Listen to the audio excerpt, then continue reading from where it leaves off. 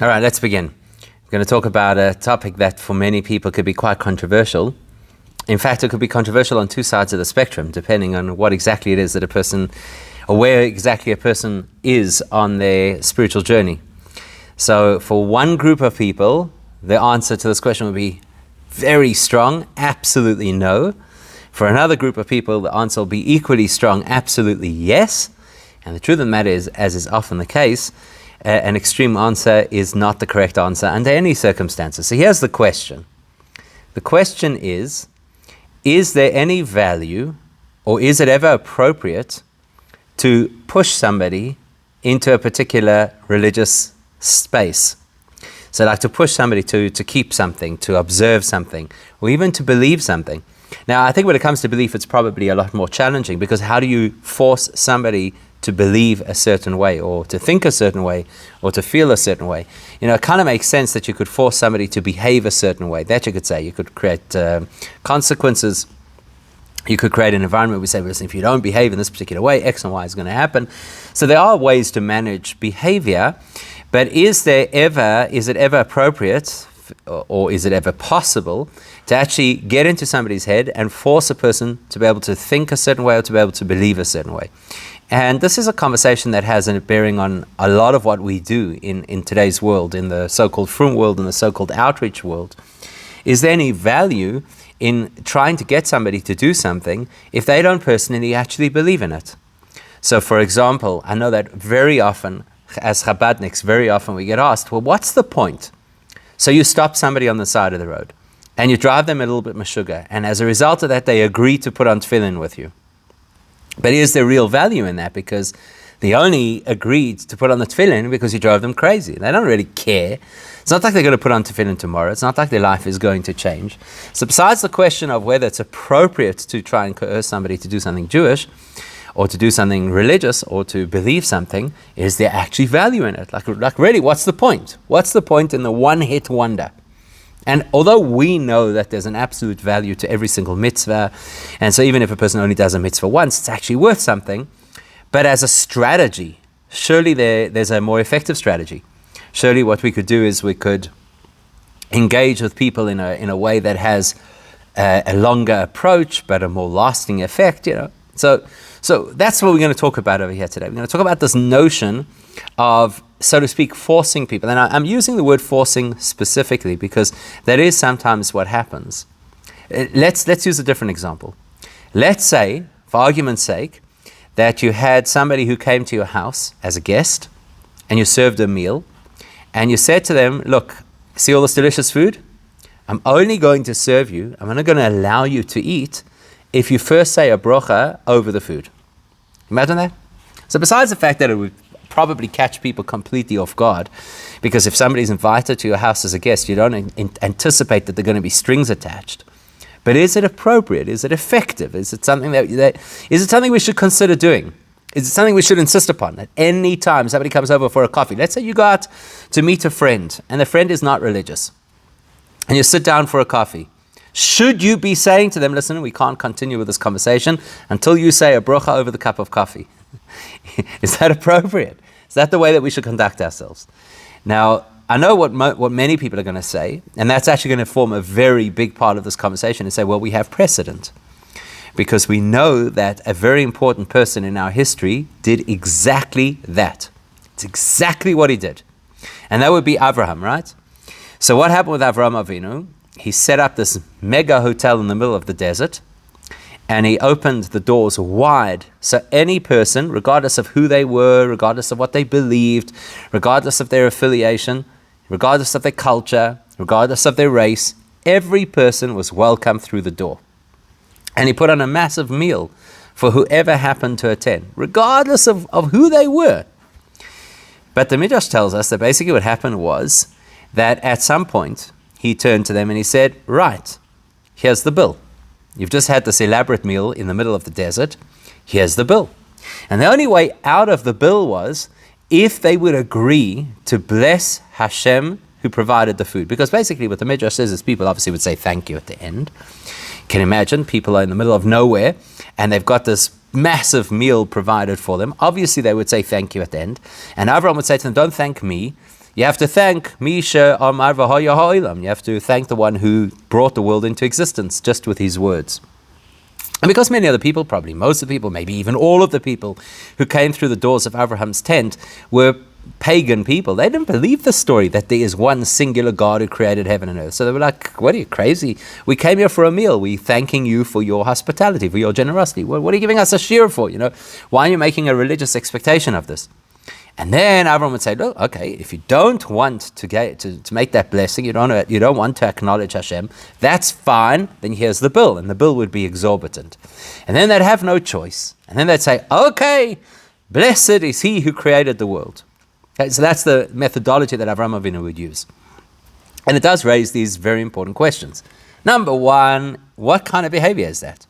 Is this the way we go about things? We put people under intense pressure, and then because they have no choice, because they're under pressure, so they acknowledge the particular religious beliefs that we have.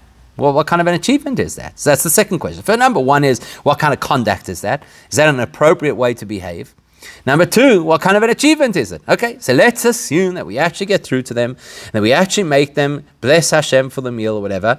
What a waste of time. It's not like they cared. It's not like they wanted to do it. It's not like they had this meaningful intention of acknowledging Hashem. So it's a big deal. So we can pat ourselves on the back. We could put on our social media status and say, I got another one to bless Hashem, or today I got 10 people to bless Hashem, or whatever the case is. Like, what's the point? And you know what's fascinating about this? What's really fascinating about it is who Abraham's audience was.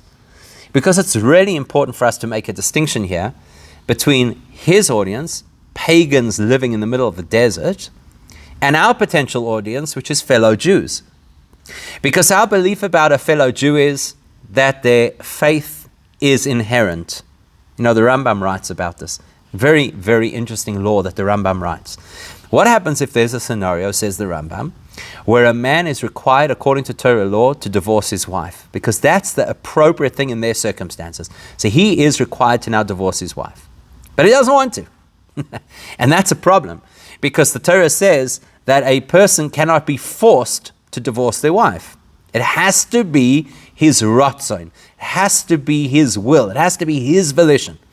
So the guy does not want to divorce his wife. And the law requires him to divorce his wife. Stalemate. What do? Says the Rambam, you know what you do? You bring in a few bodybuilders from the shul and a couple of baseball bats, and you speak to him nicely until he says, okay, I want to divorce my wife. The expression is called koifen oisoy. You coerce him ad she'omer roitzani, until he says, I want to do it. Now, surely that is one of the most bizarre things you could ever imagine. It's fundamentally contradictory.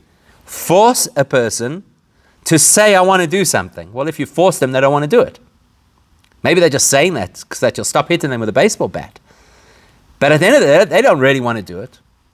So the Rambam says, and what's important to know about this is the Rambam's not speaking in his philosophical work, the Moreh HaNevuchim, the Guide to the Perplexed. He's speaking in his Mishnah Torah, which is a legal book. In other words, what he's saying has legal bearing in Judaism. He says this: by virtue of the fact that we have a neshama, by virtue of the fact that we're Jewish, every one of us wants to do every mitzvah, and every one of us wants to avoid anything which is against Hashem's will. We're hardwired that way. Whether we're conscious of it or we're not conscious of it, that is our reality. The only thing is that occasionally the Yetzer Hara gets to overpower us, and that means that we start to behave in a way that's not aligned with our truest self, and that's when we do things that we're not supposed to, or that's when we refuse to do things that we are expected to do. So here's exactly that scenario. There's a guy, he is supposed to, the correct thing to do is that he's supposed to give his wife a get, but he's saying that he doesn't want to. So the only reason he's saying that he doesn't want to is because right now his Yetzer Hara has hijacked his brain. But if you spoke to him without that extraneous influence of the Yetzer Hara, you spoke to his soul, of course he wants to do whatever Hashem wants. So we bring out the baseball bats to scare off the Yetzer Hara. And then when the guy says, I want to do this, that is him speaking his truth. So that's not the audience that Abraham was dealing with in the desert. If you want to say that there happens to be a Jewish person out there who really wants to put on tefillin, and we just have to create the opportunity, and we have to be the catalyst, stop him on the street side and say, would you like to put on tefillin? And the guy might squirm a little bit, but then eventually says, you know what, actually I do want to put on tefillin. We'd say, well, now that's your neshama talking. That is your truth. And that's why you always feel satisfied after you've done it. You almost never hear a story where the person agrees to put on tefillin, and then afterwards says, that was the worst experience of my life. Any of us who've been out there, we know what it's like. Person shouts and screams and says, please and don't push me and whatever. And then once they've had the tefillin on, they're like, oh, thank you so much. I'm glad that you asked me to do it. Why? Because it's inherent. Because that's who we are. That's what our neshama wants. Abraham is in the desert dealing with pagans. They don't have this neshama. They don't have this connection. So what's he doing? Forcing them with the weight of a very hefty bill to tell them, listen, if you don't pray, you pay. And therefore they agree. What does it help? What's he doing over here? So what we're going to explore over here today is we're going to explore a very important insight into understanding who responds to what kind of input. Because we can't expect that everybody's in the same spiritual state. And we can't expect that the same methodology that works for one person will work for another person. For example, there are some people out there who may not be religious at all, but they are easily inspired. It's not that uncommon. In fact, it might be very common. So in practice, they may not be performing so many mitzvahs, but they are so easily drawn in. Take the South African Jewish community, it'd be a great example of this. So South African Jewish community, you have a whole lot of people who drive to shul on a Shabbos and are adamant that they are still Orthodox Jews.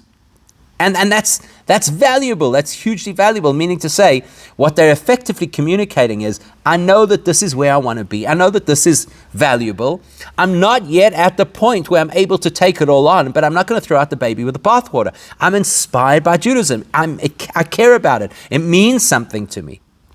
So you have the kind of person, the first grade of person that you encounter in spiritual terms is the person who is ready to be inspired. And therefore, when we inspire them, it talks to them.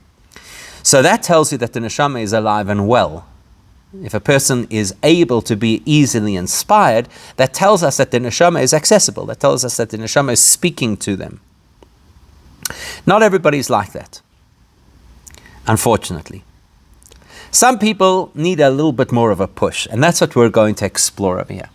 And we're going to look at two examples outside of the example of Avraham. Okay, so we have the example of Avraham Avinu, who's out there in the desert, and he's got his big hotel, and he's offering people food, and then at the end he says to them, bless Hashem, and only if they don't want to bless Hashem, that's when he turns the screws and he brings them a massive bill, and he says, well, now you have a choice. Either you're going to pay an exorbitant fee, because where else are you going to get food like this in the desert, or you're going to acknowledge Hashem. That's one scenario. We're going to look at two other scenarios.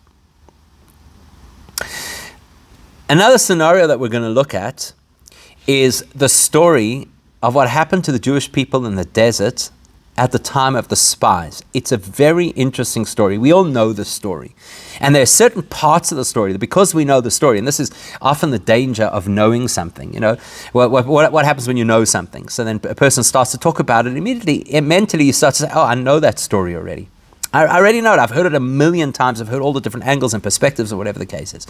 And so we lose the opportunity to find out something else that the story tells us, often something which is very revealing and very transformative. And that's exactly what's going to happen over here with the spies.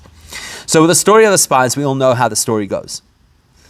The Jews want to know that the promised land is as good as it sounds. So they approach Moshe and they say, Moshe, let's send spies ahead, let them come back and let them tell us what the land is all about. Rashi says, Moshe calls their bluff. Because in Moshe's mind, he says, okay, listen, they probably don't feel so confident, and they want to know that I do feel confident. So when they ask for spies, they'll immediately detect, if I don't feel good about the land of Israel, I'm going to say, spies? Who needs spies? If I'm 100% confident in my position, I'll say to them, Gesundheit, go ahead, do whatever you want. And that's what Moshe's approach is. He says, fine, let's pick 12 people, we'll get the best of the best, we'll send them to the land, we'll give them a mandate, let them come back and let them tell us about the land. So we all know that part of the story. We all know that they go to the land of Israel. And we all know that out of 12 spies, out of 12 spies, only 2 of them come back with a positive report that is aligned with what Moshe says and with what Hashem promises. It's a disaster of note. It's such a significant shakeup for the Jewish people that everybody starts to cry. In fact, the Gemara says that it's because they cried so bitterly on that night, which happened to be Tisha B'Av, that Hashem says this is going to become the night of annual Jewish crying for the rest of time until Mashiach comes. That's how bad it was. And they say to Moshe Rabbeinu, we're going back. This is no good. The promised land is a disaster. We want to go back. Nitno rosh v'noshuva mitzrayma. We need to go back to Israel. Back to Egypt. We're going to go back to Egypt. It's a lost cause. We're wasting our time. We're just going to be destroyed over there by the Canaanite nations. We've got to go back. Okay, let's pause for a moment. Imagine you're Moshe at this time. Or Yehoshua, or Kalev, or whoever it is. Imagine at that time. What do you do? Got a mutiny on your hands. Here are a whole lot of people who up until literally a day ago were completely committed, they were completely inspired, they were on board, they were traveling through the desert, they were anticipating going into the promised land, everything was positive, and now it's all fallen to pieces. The wheels have come off, and now what do? These people want to go back where they came from. They want to go back to Egypt, which is like anathema to everything about being Jewish. What do you do as a leader? So you have a few choices. One choice is you try and inspire the people. Okay, let's all breathe. Ladies and gentlemen, it's not as bad as everybody thinks. Let's allow ourselves a little bit of time to regain our composure. Let's have an adult conversation. Let's remember all of the miracles that Hashem did for us, which is pretty much the approach that Yehoshua and Kalev take. Hashem's taken us out of the land. He provided miracles, split the sea. He gives us the man. That's what you ate for breakfast this morning. Try and reason with the people. And that's what you'd expect. That's actually what you would think we should do with people who don't want to behave in the way that they should. Reason with them. Let's have a rational conversation. Let's bring for you rational proofs of why this is the correct way to behave. And we expect that should be successful. One approach. The other approach, of course, which is probably what many of us might do as parents, is to say, I can't believe it. After everything I've done for you, how do you behave like this? How can you be so ungrateful? Hashem has taken you out of Egypt and done all these miracles for you and provides for you at every moment, and I've put my kishkas into you people. How can you behave so badly? This is unacceptable, right? That's another approach. Moshe does not do either of those. We don't find Moshe speaking to the Jewish people and trying to encourage them that everything is going to be okay. And we don't find Moshe complaining and saying, why don't you trust me? Instead, Moshe gives them a tirade from a dizzying height. You don't understand what's going to happen to you now. Because of your lack of faith, not only will you cry in future generations, but not one of you will go into the land of Israel. And he says to them, Upigreichem atem. He speaks to them with such harsh tones. He doesn't refer to them as people who are going to die in the desert. He refers to them as carcasses that are going to be left behind in the desert. It's demeaning. He totally attacks the Jewish people. It's quite remarkable to read. Go back and read the story of Moshe's response after the spies. Everybody's going to die. No one's going into the land. Your children who you thought were going to be the ones to suffer are going to be the only ones, because they're innocent at this age, the only ones who are actually going to get into the promised land. It's very hectic. Now what happens next is fascinating, because after getting such a speech, remember these are people who are afraid. They're afraid about the great giants who live in the land. They're afraid about the fact that it's a land that eats its inhabitants. They've listened to the story of the spies and they've completely lost hope in the land.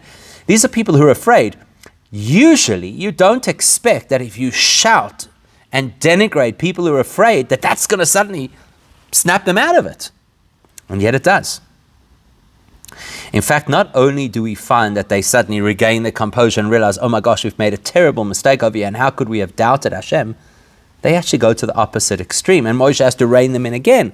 And they form a group called the Mapilim. That's a group of people who say, Hinenu v'alinu, we're ready, let's go to Israel today. Like literally, a day after this debacle with the spies, these guys are up early in the morning and they're ready to go to Israel. And Moshe has to tell them, no, it's not going to work. How did they shift so dramatically in such a short period of time? From absolute denial and this pervasive fear, rejection of Hashem's promise, next thing, 180 degrees. Let's go. We're headed to the land. That tells you that sometimes that's what people need.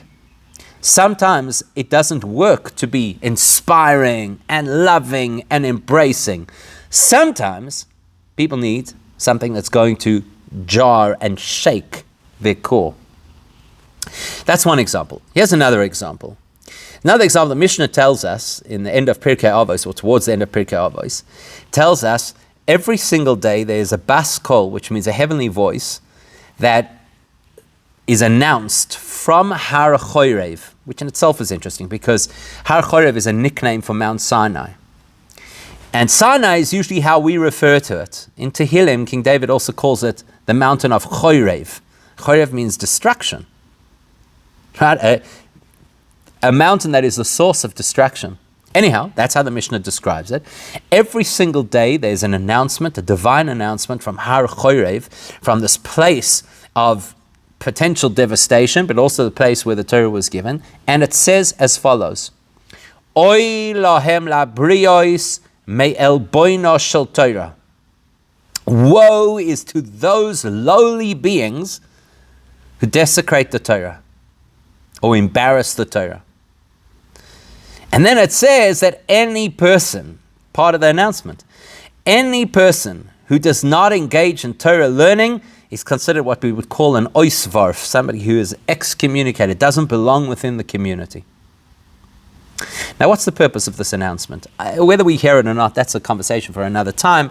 Elsewhere in Hasidus, the Alter Rebbe explains that we may not hear it consciously, but there's a dimension of our soul that hears it superconsciously, and that has an impact on us. And maybe that's where Jewish guilt comes from, and maybe that's where a person is occasionally inspired out of nowhere, because there is this feed, this radio wave that hits our neshama and says, hello, oi, woe to you, what a waste of a life. Now, if you were God, and you were going to design the wording for a daily announcement that is somehow supposed to bring people to a closer connection, what words would you use? I don't know. How's about something like every single day there was a spiritual announcement that went off Har Sinai that said, welcome to those who study the Torah. Or would say something like, you have no idea how beautiful the Torah is. It is more precious than pearls, as the expression goes in the Gemara. Imagine that was the announcement. That'd be great. Surely that would inspire us. Surely you'd find people that at some point the neshama hears that message, and the next thing, they rock up at shul and they say, I want to change my life. I want to become more engaged. I want to become more spiritual. I want to become more connected. Why is the message a negative message? First of all, it refers to the people as brios, which are lowly beings. Secondly, it says, Oy lohem, woe to you, you're embarrassing the Torah. Since when is this a way to bring people closer? So when we put those two things together, those two factors, then on the one hand we have the story of the spies, and in the story of the spies, it is that harsh language from Moshe that somehow rattles their cage and somehow flips their thinking, that must be related to the concept of this announcement that is shared from Har Sinai every single day that seems specifically to focus on the negative. And we've got to wonder why.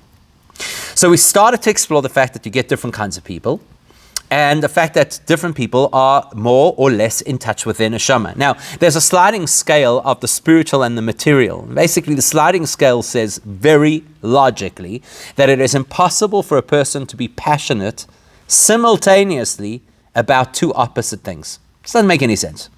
So, to use an example that everybody I'm sure could relate to, if you ever watch people who are big sports fans, they get so emotionally enmeshed in the sport. I happened to be somewhere the other day, And the place I was at, there were people who were watching a particular sports match. That was South Africa playing against whoever it was. It was fascinating to watch the people. They were all fascinated by the game. I was fascinated by the people, watching the people. You see somebody's approaching the goals, whoa, everybody's screaming, yelling, like as if that's something to do with it. Somebody misses a shot, they start shouting at the TV as if that's going to have any kind of an effect. Why is that? Because people are passionate. They're absolutely passionate. They're passionate for their team. And it could be your nation's team playing against another nation, could be your club's team playing against another club, could be that you follow some kind of international sport and you happen to support a particular team, so when they're out, whatever it is. It would be absolutely illogical to expect that somebody's going to be passionate for their team and passionate for the opposing team. Doesn't make any sense. Pick a side. You can't have it both ways. It's not humanly possible. Maybe you don't care. Maybe you don't care. If you don't care, well, then you can say, whatever, this team, that team. But if you're passionate about Liverpool, you can't be passionate about Manchester United, apparently. In exactly the same way, and using the same logic, there's the sliding scale between the spiritual and the material. If a person is passionate about materialistic things, by definition, they cannot be excited by spiritual things. And if a person is passionate for spiritual things, by definition, they're not that concerned about material things. So if what a person cares about is good food, then they'll get agitated when the davening takes long and it's going to delay them getting to the good food at the Kiddush. If a person is passionate about davening, they will have no clue that the time has gone beyond the normal time and that there is a delay to the Kiddush. It's two different worlds. So typically, a person who is a materialistic person finds it difficult to speak the language of their neshama. A person who is more of a neshama person doesn't find themselves so immersed and stuck in what the materialistic world has to offer. So you get three kinds of people based on that sliding scale. The first kind of person speaks the language of their neshama. It's not hard. The neshama is accessible. The neshama is familiar. And for that kind of a person, the minute there is anything of neshama value, they're already interested. Something of neshama value. Tell me about it. So if, for argument's sake, we had to put out an advert to say there is an amazing opportunity to learn Torah, they'd be the first people to sign up. Because it's their language. Speaks to the neshama. All they need sometimes is a little bit of inspiration. And as soon as that inspiration happens, voila, they're on board 100%. They're good to go.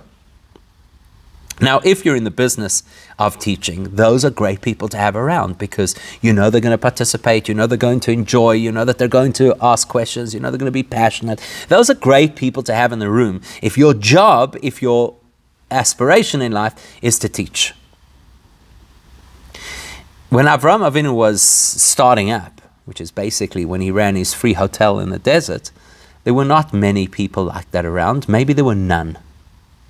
Maybe his son Yitzchak would have been that kind of person who was susceptible, who was open, who was ready to receive. But by and large, no such concept. Those are rare people, let's be honest. It's rare that you have people in the modern world who are so open and so susceptible that the minute you put a spiritual offering out, there they are, they connect. So what's the most common group that we have is the next group. The next group is somebody who doesn't necessarily speak the language of their neshama. They're not hearing that feed on loop in their brain. So they're not automatically susceptible and ignited by the opportunities or the possibilities of spirituality. But it's easy to shake them up a bit. That means to say, these are people who value. They might not live it, but they value things of a spiritual nature. They value things that are neshama currency. And they get very offended and hurt if somebody might suggest that they don't. This is probably the majority of people. So effectively what that means is you get people out there who live with the feeling that they are where they need to be spiritually. They don't have an objective measure for it. And maybe they don't even want to have an objective measure for it. But they feel, they're very convinced. People like to say things like, I'm a Jew at heart. I might not be religious, but I'm very traditional. Even from people, whatever that definition means. I know that there's certain things that I don't get right, and I may never get right. I know there's certain things on my annual Al-Khayt list. I'm going to come back every Yom Kippur. They're still going to be there. But I don't think I'm doing too badly. Now, of course, that's a subjective assessment, and the problem with a subjective assessment is it might be completely wrong. It is possible for a person to live with the illusion that they are exactly spiritually on track, and they're actually not. Furthest thing from the truth. It is possible. So they probably need a little bit of a correction in their lives. And what happens to that kind of a person is, if somebody bears the fact, in other words, lays bare the fact that they're not as spiritual, connected, religious, whatever word they want to use, as they think, it will shake them. So when the person suddenly has a realization, maybe I'm not as Jewish, obviously we're always Jewish, maybe I'm not as religious as I thought it was, maybe I'm not as traditional as I thought it was, maybe I'm not as connected as I thought it was. So to hear that feedback, it will be very hurtful to them. Somebody says, listen here, it's very nice, you've been doing the same thing for the last 50 years, and you're still nowhere. You still haven't. They'll be very offended by that. How could you say that about me? And the fact that they're hurt and the fact that they're offended is an indication of the fact that they obviously care about it. So that kind of person, if there's an announcement that their neshama hears that says, Oy lohem labriyos melboina shotera, Oy vey, do you understand what's happening over here? You think you're connected, you think you have a relationship, but Oy, you're ignoring the Torah on a regular basis, either because you don't learn or because you don't fulfill what you know you're supposed to fulfill, whichever particular thing it is. This person is going to be really, if their neshama hears that, it's going to create a shudder all the way down their whole profile, from the neshama down to the conscious self. They say, you know what, I really think I have to do something. These are people who are very susceptible to change, but not necessarily in touch of what change has to happen. So for example, you stop a person on the side of the road and you say, would you like to put on tefillin? You get people who say outright no. You get people who immediately, that's what they needed. Yes, I was waiting for the opportunity. That would be the first person, like they're in touch with some dimension of their neshama. Say, yes, that's what I want. And then you get the person who says, you know how long it is since I last put on tefillin? And now, I didn't ask that question. I didn't ask for a confession. But it's an indication that this is something I care about. So it's bothering me. Or you get the person who says, no, I don't want to put on tefillin. Just heard such a story recently of a family member of mine where he approached an individual and he asked him to put on tefillin. The person said no. And then after, it was on a Friday, and after Shabbos, this individual got a message from a rabbi in the same town where he lives to say, do you know so-and-so? Because apparently you stopped him and you asked him to put on tefillin, and he said no to you. And then later he felt so guilty over the fact that he had said no to you, he came to shul and asked if he could put on tefillin. What does that tell you? That tells you that the person's neshama is alive, but just needs a little bit of a shake. Give them that shake, suddenly they're talking that language, and suddenly they're willing to participate. So our job sometimes is to make that shake and say, listen here, you need to put on those tefillin. You need to make your house kosher. You need to learn more Torah, whatever the case is. Something that just challenges the comfort zone. Because the problem with this person is not the underdeveloped neshama. Their neshama is fully developed. It's the comfort zone. Oy lohem labriyos. Sometimes you need to be told, hello, you don't understand how you are disconnected. It's time to pull up your socks. But then you get people who that actually unfortunately doesn't even speak to them. That means to say that even if somebody were to create the catalyst and were to illustrate and point out and say, look, you're not as connected as you think, and you're not as spiritual as you think, they'd say, meh, I don't care, it's not a big deal, never made it an issue in my life. Like the guy who comes to Avraham Avinu's house. He doesn't come there with an expectation thinking that he's connected to God. And now he has to be told, actually, you're not really connected, you've got to do more. God's not on his radar. There's nobody home. It's not a part of the menu. He doesn't consider this a value. He doesn't consider it something that he needs to invest in. It's like when you have the spies come back and they're respected people in the community and they tell the nation that Israel is a no-go, it's never going to happen. It's not that the people now feel guilty over the fact that they're doubting Hashem. In their minds, it's a no-go. Nothing to discuss. It's off the table. When a person is in that state, it effectively indicates that they've become swallowed by the materialism of the world. Remember that it's one or the other end of the spectrum. Either a person is in the extreme materialistic side of life, or they are in the extreme spiritual side of life. And while it might be healthy to be in the middle, it's certainly not healthy to be on the lower end of the spectrum. It's not healthy to be in a place that a person is completely apathetic. The person who's apathetic will not respond to inspiration. How can inspiration speak to someone who is completely apathetic? The person who is apathetic won't even respond to the classical guilt trip, because in order to feel guilt, you can't be apathetic. So the person who's completely apathetic needs a serious catalyst in their life. They need somebody to shake the foundations of everything that they think and that they believe. So in the case of the spies, the Jews now have fallen into this category. They've completely switched off the possibility of the promised land. It's off the table.